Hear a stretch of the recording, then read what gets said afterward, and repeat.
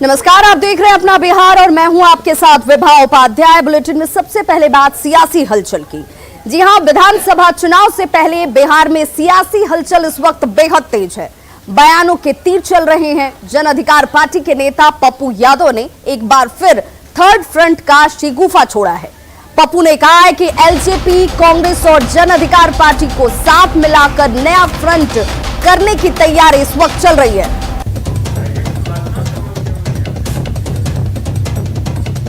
तो बिहार में तीसरा फ्रंट बनाने की तैयारी में इस वक्त पप्पू यादव, और उनका ये कहना है कि देखिए आने वाले वक्त में ये तस्वीर भी बहुत जल्द साफ होती हुई नजर आएगी, जब कांग्रेस और एलजेपी यानी कि जन अधिकार पार्टी, कांग्रेस और एलजेपी एक साथ आपको नजर आ सकते हैं। और इसकी पहल की शुरुआत पप्पू यादव ने कर दी है।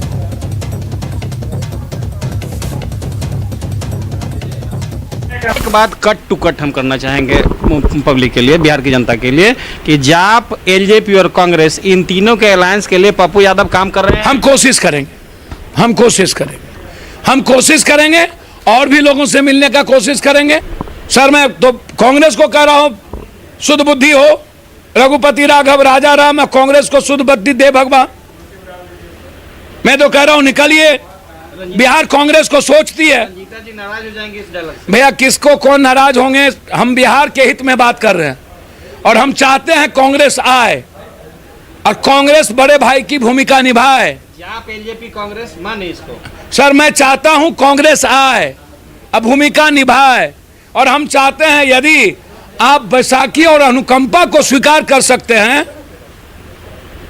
तो कांग्रेस के महाप्रभु जी, कोई दलित या अत्यंत पिछड़े जो जीनियस और क्रिएटिव लोग हैं, उसको स्वीकार करने में आपको क्या हर्ज है।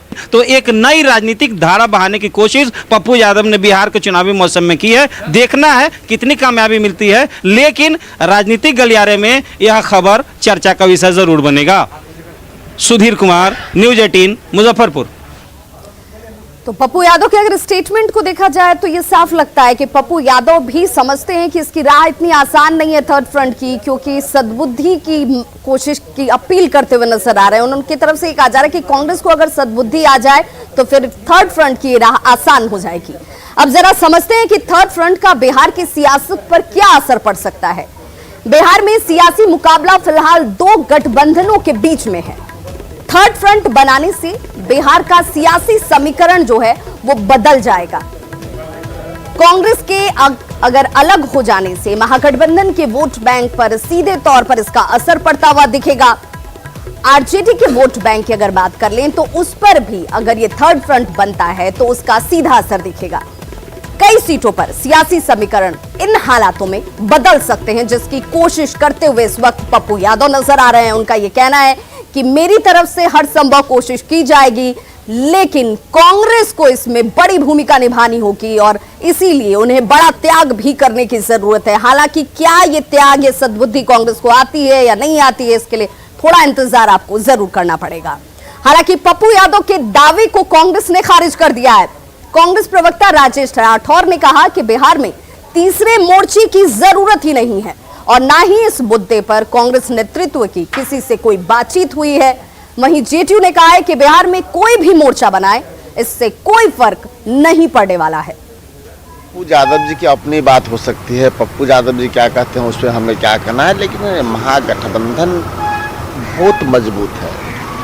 महागठबंधन में जो भी निर्णय होता है, महागठबंधन की जो शीर्ष नेतृत्व है या कांग्रेस पार्टी में जो कुछ भी होता है वो पटना और बिहार से नहीं होता है। हमारे आला कमान करते हैं, हमारे बिहार के प्रभारी माननीय शक्ति सिंह गोहिल करते हैं, आला कमान के नेतृत्व में संज्ञान में लेके करते हैं। तो थर्ड फ्रंट का अभी सवाल कहाँ उठता है। बिहार में महागठबंधन इतनी एकजुटता के साथ, इतनी मजबूती के साथ उभर रहा है, तो थर्ड फ्रंट का यह प्रश्न कहाँ उठता है बिहार में, और न थर्ड फ्रंट का कोई वजूद रहेगा। 2-3 लोग ऐसे हैं बिहार में जिनका कोई नेता नहीं होता, जिसमें पप्पू यादव, उनका कोई नेता हो ही नहीं सकता। वो कब क्या बोलते हैं, कब किसको मुख्यमंत्री बनाते हैं। आज प्रिंट मीडिया में देखे वो भी मुख्यमंत्री के दावेदार है, इसलिए ऐसे लोगों को जवाब देना हम सकते वाजिब बात नहीं है। कब क्या बोलेंगे, किसके साथ वो गठबंधन बना लेंगे। देखिए, यहाँ लड़ाई नीतीश कुमार जी को बिहार की जनता ने चुना, फिर चुनेगा। यहाँ लड़ाई है कहाँ। कोई थर्ड फ्रंट बना ले, चाहे फोर्थ फ्रंट बना ले चाहे सेकंड फ्रंट बना ले, कुछ यहाँ होने वाला नहीं है।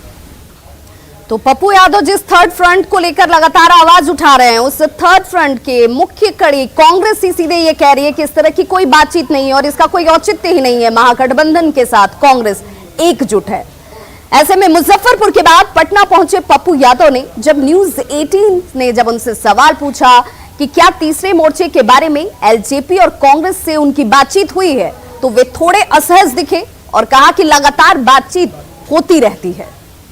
आगे आप आइए, बिहार की जनता चाहती है एक नया विकल्प, और उसमें बिहार की जनता चाहती है कि कांग्रेस आए और एक विकल्प दे।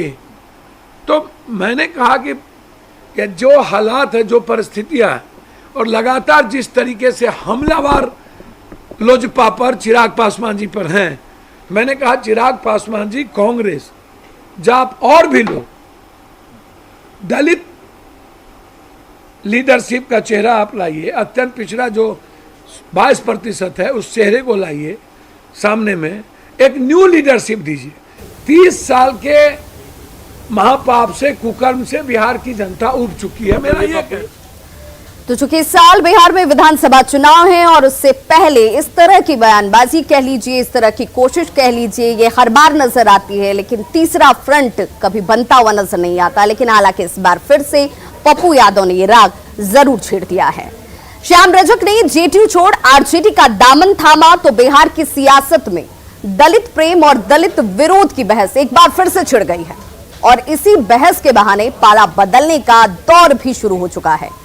सवाल है कि दलितों के नाम पर श्याम रजक ने घर वापसी की, तो क्या अब दलितों के नाम पर मांझी भी घर वापसी करेंगे?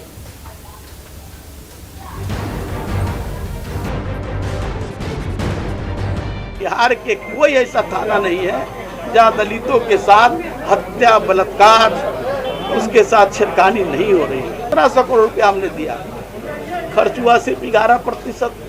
तो ये क्या दर्शाता है?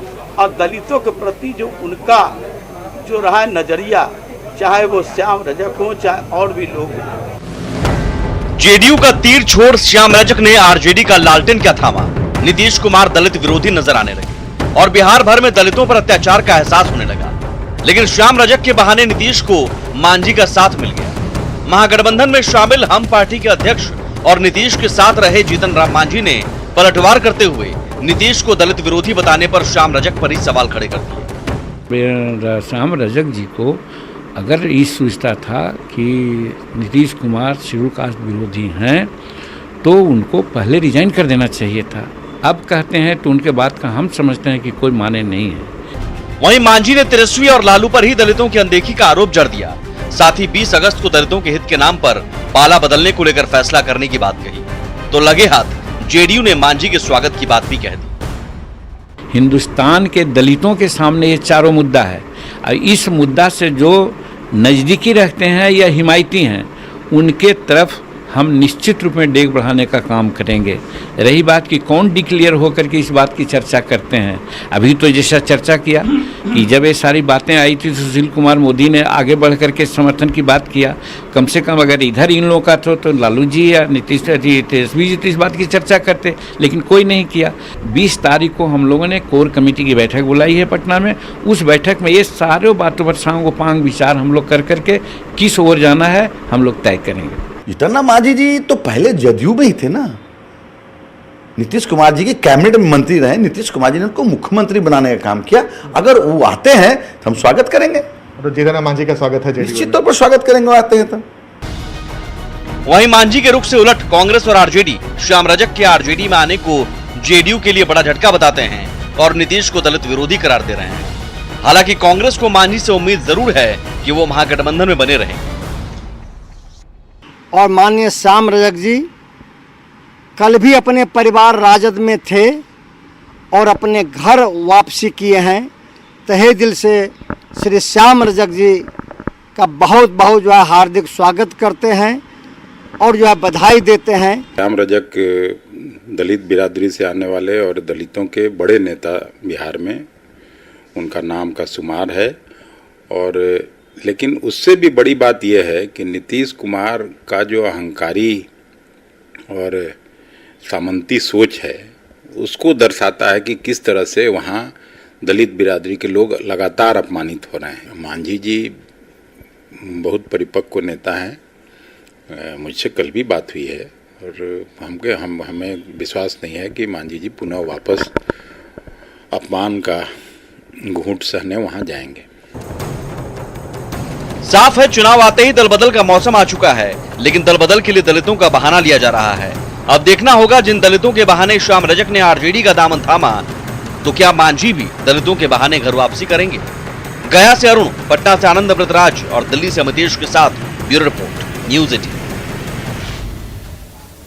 तो बिहार की सियासत में आसीन होने के लिए या यूं कह लें कि जीत और हार को तय करने में दलितों का वोट बैंक बेहद महत्वपूर्ण भूमिका अदा करता है और इसीलिए इसकी राजनीति इस वक्त तमाम पार्टियों की तरफ से की जा रही है। और दलितों के वोट बैंक की बात की जाए तो 16% वोटर जो हैं वो यहां पर निर्णायक भूमिका अदा करते हैं और इसीलिए हर पार्टी ये चाहती है कि वो दलितों के साथ अपने लगाव और जुड़ाव को दर्शाती रहे, दिखाती रहे। एलजेपी अध्यक्ष चिराग पासवान इन दिनों नीतीश सरकार पर लगातार हमलावर हैं। पटना में एलजेपी कार्यकर्ताओं के साथ बैठक करने के बाद दिल्ली के लिए वो रवाना हुए, लेकिन दिल्ली जाते जाते पटना एयरपोर्ट पर उन्होंने एक बार फिर से नीतीश सरकार पर जोरदार हमला किया। दरअसल पटना एयरपोर्ट पर चिराग से मिलने कुछ वित्त रहित शिक्षक पहुंचे थे। चिराग ने इन शिक्षकों की मांग के बहाने सरकार पर एक बार फिर से हमला बोला। चिराग ने कहा कि अगर हम शिक्षकों के अधिकार की बात करेंगे तो इसे आलोचना करना कहा जाएगा। अगर ये आलोचना है तो ये आलोचना ही सही, हम बिहार के आम लोगों की मांग उठाते रहेंगे। देखिए, हमसे कोई सवाल मत पूछिए, सीधा इनसे पूछिए, क्योंकि अगर हम किसी सवाल को उठाएंगे तो आप सारा हर कोई इसको एक राजनीतिक रंग दे देता है, बोलता है कि हम पॉलिटिसाइज कर रहे हैं चीजों को, हम आलोचना कर रहे हैं सरकार की। ये मांगे हैं, उचित मांगे। बताइए 42 लोगों का मरना, अपने हक अधिकार की मांग करते करते उनका मरना कहां से जायज है। ये लोग बता रहे हैं कि उनके पास उनके कफन के लिए भी पैसे नहीं थे, जबकि उनको उनका हक अगर मिल जाता तो शायद वो ऐसी परिस्थिति में नहीं होते। इन मांगों को उठाना, इन मांगों को जायज ठहराना, अगर सरकार की आलोचना अगर कोई मानता है तो आलोचना ही सही, पर इन मांगों का पूरा होना जरूरी है। तो इधर जेडीयू नेता और बिहार के भवन निर्माण मंत्री अशोक चौधरी ने चिराग पासवान पर तीखा हमला किया है। चौधरी ने यह साफ कहा कि दलित परिवार में जन्म ले लेने से कोई दलितों का नेता नहीं बन जाता है। नीतीश कुमार ने प्रदेश के विकास के साथ ही पिछड़े तबके का भी विकास किया है। या चिराग पासवान कोई अल्टीमेट अथॉरिटी नहीं ना है कि वो कह देंगे तो वही बात सत्य होगा। तो आंकड़ा कहता है ना कि क्या नीतीश कुमार ने किया है। 15 वर्षों का जो आंकड़ा है, कैसे सिंचित भूमि बढ़ी, कैसे हमारा चावल का उत्पादन बढ़ा, कैसे गेहूं का उत्पादन बढ़ा, कैसे कृषि रोड मैप बनाकर नीतीश कुमार ने इस प्रदेश के किसानों को सशक्त मजबूत किया, कैसे इस प्रदेश के दलितों को आईएएस के लिए जो पीटी कर रहे हैं, बीपीएससी का जो पीटी कम्पीट कर रहे हैं, किस प्रदेश में ऐसी योजना है। कोई जरूरी नहीं है कि कोई दलित में पैदा लेकर ही दलित का कल्याण कर सके। हम तो समझते हैं कि नीतीश कुमार सबसे मजबूत, सशक्त इस प्रदेश के आजादी के बाद कोई दलित प्रेमी मुख्यमंत्री रहा है। बोलने से किसी का क्या होता है, आंकड़ा देखिए ना। अरवल में कुर्था के बीटीओ राजेश कुमार को मोबाइल पर जान से मारने की धमकी दी गई है। बीटीओ ने अज्ञात युवक के खिलाफ थाने में एफआईआर दर्ज कराई है। बीटीओ ने यह कहा कि युवक ने उन्हें फोन पर गाली गलौज और जान से मारने की धमकी दी। फिलहाल पुलिस ने मोबाइल नंबर से युवक की पहचान कर ली है और इसकी गिरफ्तारी के लिए छापेमारी जारी है। को इस संबंध में कंप्लेन प्राप्त हुआ है, निर्देश दिया गया है प्राथमिकी दर्ज कर आवश्यक कार्रवाई करने का। यह कल रात में उन्होंने बोला कि घर से हम उठवा लें, और इसके अलावा गाली उली भी दिया गया, उसके अलावा जाति सूचक शब्दों का भी संबोधन किया। तो सर मोबाइल पर भी धमकी मिला है, तो मोबाइल पर भी धमकी मिला है सर। हाँ। छपरा के कई इलाके बाढ़ से प्रभावित हैं और यहाँ के लोग प्रशासन की उदासीनता से परेशान भी। बाढ़ प्रभावित इलाकों में नाव की व्यवस्था नहीं है, जिससे लोग जुगाड़ की नाव से पानी पार कर रहे हैं। तस्वीरें देखिए, आपको सब कुछ साफ साफ समझ में आएगा, क्योंकि ये जुगाड़ की नाव है जो कभी भी हादसे का शिकार हो सकती है, क्योंकि यहाँ सरकारी नाव का कोई इंतजाम नहीं है। परसा में मुख्य पथ बाढ़ में ध्वस्त हो चुका है। सोनपुर जाने में लोगों को खासी परेशानी हो रही है और इसके बाद अब जुगाड़ की नाव के भरोसे ही सड़क पर लगे पानी को पार करना लोगों की मजबूरी भी है और विवशता भी। जुगाड़ की नाव पर ही बाइक भी पार कराई जा रही है ताकि उन्हें दूसरी तरफ सवारी की दिक्कतों का सामना न करना पड़े। इस तस्वीर को देखकर आप सहज रूप से अंदाजा लगा सकते हैं कि अगर पानी की धार थोड़ी भी तेज हुई तो कितना खतरनाक इनकी जान के लिए ये सवारी हो सकती है, जुगाड़ की नाव हो सकती है और बाढ़ में फंसे लोगों को इस पार से उस पार जाना मजबूरी है क्योंकि उन्हें अपनी आजीविका के लिए नौकरी भी करनी है। सरकारी हॉस्पिटल में ड्यूटी करते हैं गार्ड वाले, मेरे को आने जाने में बहुत सरकारी नाव 20 रुपये खर्च होती है एक तरफ से। इसके लिए आपसे अनुरोध है कि हम लोग को कुछ व्यवस्था होना चाहिए। गोपालगंज में गंडक नदी के जलस्तर में कुछ दिनों तक कमी आने के बाद एक बार फिर से पानी तेजी से बढ़ रहा है। वाल्मीकि नगर बैराज से 3 दिन पहले करीब 2.5 लाख क्यूसेक पानी को छोड़ा गया था और इसका असर अब जिले के निचले इलाकों में देखने को मिल रहा है। सबसे ज्यादा प्रभावित बैकुंठपुर प्रखंड है, जहां के करीब 17 पंचायत पानी से घिर चुके हैं। आलम ये है कि लोग नाव के जरिए आने जाने को मजबूर हैं। बैकुंठपुर के हमीदपुर का जायजा न्यूज़ 18 ने लिया तो ग्रामीणों का दर्द छलक पड़ा। 25 दिन से पूरा रोड खराब हो गया है, पानी वानी ज्यादा गिर रहा है, उसके बाद गड्ढा हो गया है, गड्ढे का मतलब तबाह हो गए हैं लोग। इसके अलावा गाड़ी चाहे बाइक कोई भी पास कर रहे हैं तो बाइक लग रहा है कि इसमें दहा जाएगा। तो घर भी डूबा हुआ है आप लोगों का? घर भी डूबा हुआ है। तो सामान कैसे लेकर आते हैं? जरूरी सामान, खाने का सामान? खाने के सामान वही नाव से जाते हैं और बाइक से जाते हैं कभी कभी। गोपालगंज में सारण बांध टूटने के बाद सबसे ज़्यादा तबाही बैकुंठपुर प्रखंड में हुई थी और अभी हम खड़े हैं बैकुंठपुर के हमीदपुर के पास और आप देखेंगे कि हमीदपुर में कई जगहों पर सड़कों पर जो पानी जो ओवरफ्लो हो रहा है। और सबसे बड़ी बात है कि जो सारण बांध टूटा था, सारण बांध के टूटने के बाद बैकुंठपुर की जो पंचायतें हैं सबसे ज़्यादा प्रभावित हुई। उसके बाद बरौली जो था वो पंचायत जो है बाढ़ से प्रभावित हुआ था। और ये जो सड़कें हैं कई जगह सड़कें इस कदर टूट गई हैं और जानलेवा हो गई हैं कि जो भी बड़े या छोटे वाहन जब जाते हैं वहाँ पर तो उन जो बड़े वाहन जो है वो उस पानी के तेज में बहने की जो है उनकी संभावना रहती है। और जो स्थानीय लोग हैं उनकी जो स्थिति वो न रखी है। बताते हैं स्थानीय लोग कि करीब 20-25 दिनों से जब से बांध टूटा है तब से उनकी स्थिति जो है वो भयावह। हम खुद बात करते हैं कुछ स्थानीय लोगों से, बहुत दिक्कत है। 20-25 दिन से पूरा रोड खराब हो गया है, पानी वानी ज्यादा गिर रहा है, उसके बाद गड्ढा हो गया है, गड्ढे का मतलब तबाह हो गए हैं लोग। इसके अलावा गाड़ी चाहे बाइक कोई भी पास कर रहे हैं तो बाइक लग रहा है कि इसमें दहा जाएगा। तो घर भी डूबा हुआ है आप लोगों का? घर भी डूबा हुआ है। तो सामान कैसे लेकर आते हैं? जरूरी सामान, खाने का सामान? खाने के सामान वही नाव से जाते हैं और बाइक से जाते हैं कभी कभी। तो देखिए जाहिर तौर पर जो यहाँ के जो लोगों की स्थिति है वो नारकी है। और सबसे बड़ी बात है कि बाढ़ की त्रासदी में जब ये लोग जरूरी सामान लाना होता है तब उन्हें जो है ऐसे ही उन्हें अपना काम निपटाना पड़ता है। मुकेश कुमार, न्यूज़ 18, गोपालगंज। तो गंडक नदी का जलस्तर बढ़ने की वजह से गोपालगंज में बैकुंठपुर की जो तस्वीर आप देख रहे थे, यहां पर लोगों की परेशानी एक बार फिर से बढ़ती हुई नजर आ रही है। वहीं बिहार में अब भी कई नदियां उफान पर हैं। राजधानी पटना में भी गंगा नदी के जलस्तर में बढ़ोतरी जारी है और ऐसे में प्रशासन की ओर से लोगों से घाटों पर नहाने को लेकर सख्त हिदायत दी गई है। ज्यादा जानकारी दे रहे हैं हमारे संवाददाता अमित कुमार। हो रही बारिश के कारण गंगा का जलस्तर है उसमें लगातार इजाफा देखने को मिल रहा है। इस वक्त हम मौजूद हैं, ये बरवा घाट है और बरवा घाट जो है आप देख सकते हैं पूरी तरह से घाट जो है वो डूब चुका है। गंगा का जलस्तर जो है वो पूरे घाट पे जो है वो चढ़ चुका है और लगातार जो है गंगा का जो जलस्तर बढ़ रहा है उसको देखते हुए जिला प्रशासन ने लोगों से अपील की है कि आप गंगा में जो है स्नान ध्यान करने ना जाएं, गंगा में किसी तरह के जो पूजा पाठ है वो ना करें क्योंकि अगर गंगा में जाते हैं पूजा पाठ करने तो जो है वो नुकसान हो सकती है, किसी तरह की घटना हो सकती है। और इसको देखते हुए अलर्ट भी जारी किया जिला प्रशासन ने और लोग भी जो हैं वो अवेयर हैं। लगातार जो है लोगों का जो आने का सिलसिला हुआ करता था गंगा नदी में स्नान ध्यान करने पूजा पाठ करने, उसमें जो है वो काफ़ी कमी देखने को मिल रही है। कि लोग ही जो है वो गंगा में स्नान करने आ रहे हैं, बाकी जो लोग हैं वो फिलहाल परहेज कर रहे हैं गंगा में आने से, चूँकि गंगा जो नदी है वो काफ़ी उफान पे है। और इसी वजह से इसको देखते हुए यहाँ पे जिला प्रशासन ने पुलिसकर्मियों को भी तैनात किया है। लोग जो हैं अगर वो गंगा में जाते हैं स्नान ध्यान करने तो उन्हें रोका भी जा रहा है, मना भी किया जा रहा है और लोगों से अपील भी की जा रही है।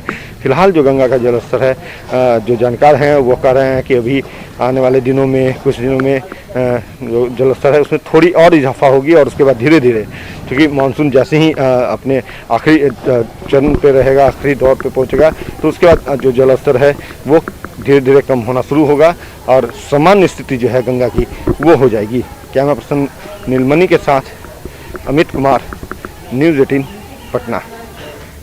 तो खबरों का सिलसिला लगातार जारी, आप देखते रहिए न्यूज़ 18 बिहार झारखंड और अपना बहुत ख्याल रखिए।